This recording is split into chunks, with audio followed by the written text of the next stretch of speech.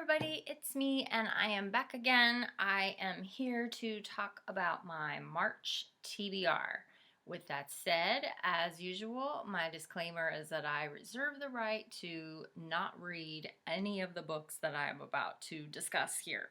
So, the first two that I'm going to read are on the list because they are library books and they have to go first. So, the first is Rust and Stardust. This is a book about essentially the girl that the book Lolita was based on. It was apparently based on a true story, and so this is that story from the girl's point of view, which I'm very much looking forward to. This author has written several books, and I've read one of them.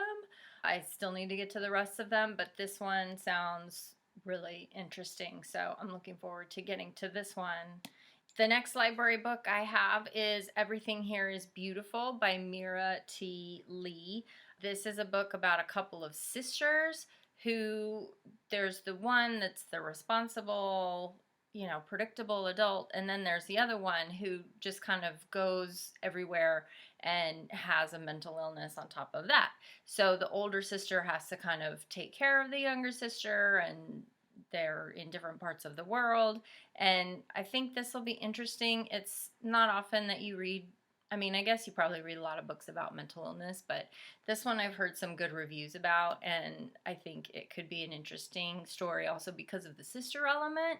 Yep, in March. The next one is, this is in honor of the 14th of March, which is Pi Day for anybody who's a math nerd. I'm not a math nerd, but I'm a little bit of a math nerd. This is also one that fulfills the Pop Sugar Reading Challenge for the prompt of woman in, about or by a woman in STEM. So this is called The Other Einstein. This is the story of Einstein's, I believe, first wife, who was a mathematician and scientist in her own right, but because her husband was Einstein, she was a little bit overshadowed and had to basically put her career second to his because he was A, man, and B, Einstein. So I'm really looking forward to this. This is, I believe, the same author who wrote The Only Woman in the Room, which is about Marlene Dietrich being a scientist and a spy.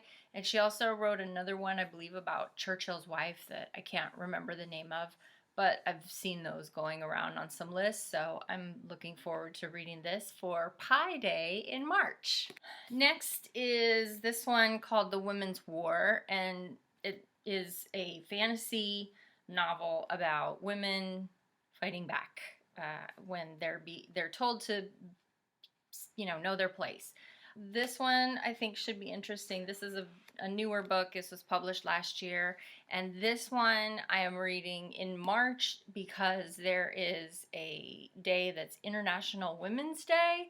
So I feel like I read a lot of books by female authors. It's not that hard to find them, but this one is specifically about women resisting the role that they are given in a particular society. In this case, it's not real, but I thought this could be an interesting, fun fantasy read since I try to mix it up between the nonfiction and the fiction and all of the things. So this will be a fantasy read for March, which I think is going to be a really good book. Next, I have a memoir. It has been a while since I have read a memoir, so I figured I might as well get on that. This one is called The Tender Bar by J.R. Moehringer.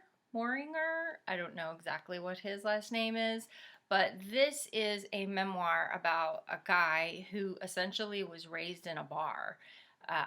I'm a little unclear as to whether his mother worked in a bar or was an alcoholic, but either way, he spent all of his formative years in a bar, essentially being raised by the people in that bar, whether they were barflies or people who worked there or whatever. So this one has a lot of good reviews on it. It was a notable book of the year with the New York Times. So I think this is going to be a good one. And yeah, it's time for a memoir. I haven't done that. I feel like this March is a good month because St. Patrick's Day and everybody's going to be drinking. So this will make me feel like I'm drinking. Not that I don't drink or anything, but when in Rome, I guess.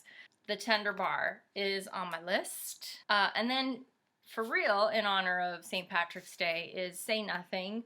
This is a book that I have had for a couple of months, and I've seen it on so many lists. This is a story about Northern Ireland and children being conscripted into the IRA.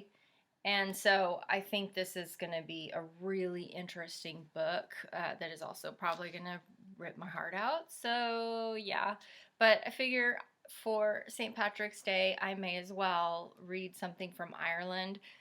Fun fact, St. Patrick was historically one of the very first people to speak out against human slavery. So St. Patrick is okay in my book. And this will be my St. Patrick's book for March. So Say Nothing. And the last book that I am going to read in March is called The Drunkard's Walk: How Randomness Rules Our Lives.